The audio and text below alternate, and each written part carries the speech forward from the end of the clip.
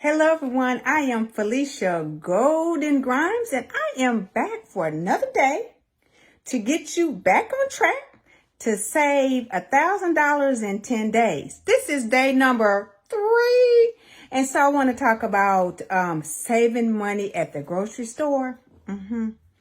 Because this is one of these areas that everybody probably can cut back. Because just think about nowadays, when you get food at the grocery store, everything is more expensive and you're getting less amount of food. I mean, they're packaging, the box is smaller, but they're charging more.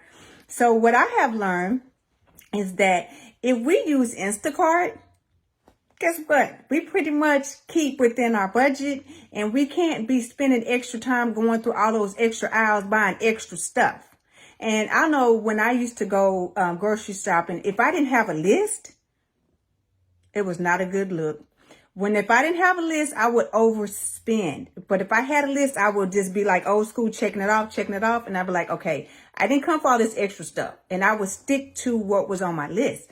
And I know that now we started using Instacart, since COVID hit, that, basically we kind of stick to not all these extra stuff. You know how you go down the chip aisle and you get all these extra snacks. You go, oh, I want to try this. I want to try this. I want to try that.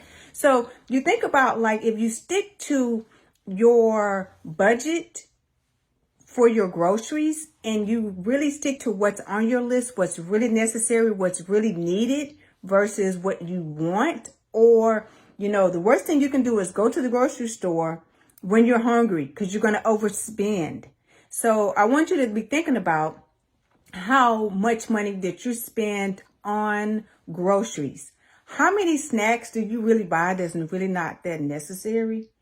Or how many sugary drinks or sodas could you probably cut back on that can help you save money?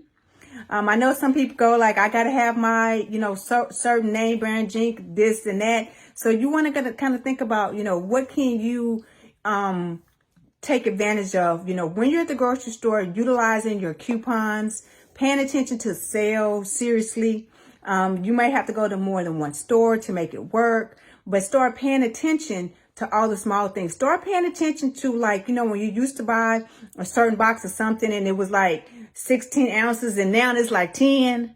So you want to start thinking about that. For some people, going to a Sam's or Costco is cost effective for the size family that they have, or, there's certain bulk items that are worth purchasing versus a single item or several single items. So I want you to start paying attention to price point. Pay attention to, you can get the online circulars, and also some of you still get them in the mail to see what's really truly on sale as it compares to purchasing something in bulk. When you buy something in bulk, are you using everything or are you kind of wasting? And that's another thing that I started communicating with my husband because, when COVID hit, okay, we got to start paying attention to what our spending habits are. And so, basically, leftovers was a kind of a big thing. So now I freeze it because after the second day, I don't really have an interest.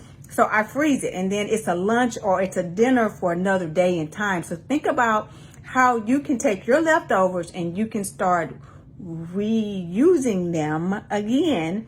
And sometimes we freshen up the leftovers that's in the freezer to make it, seem like it's a different meal, add some different sauces on it, just kind of be a little bit creative with it. But yet you can be taking your lunch and that can help you save money. Think about how many times you go to Starbucks to get that drink when you can have your own coffee in your own thermos and you take it to work. I know it's not all that cute, but guess what? It's saving money. Also, I want you to think about how many times you're going out for lunch with your colleagues, hanging out. How many times you could be bringing your lunch to work? Because I know some people are still kind of doing their own thing during COVID. Some people still connect with their colleagues and have lunch and do extra stuff. So I want you to be thinking about how you can really save money on your food expenses, because that's one of these big areas, a chunk of your budget that you can probably reduce if you just pay attention to how much are you really, really spending. Because all that Starbucks and all this extra stuff that you're spending, that could be going towards your savings. So I will be back another day to give you some more tips. So once again, I'm Felicia Golden Grimes, the financial educator and the money detective. See you when I see you.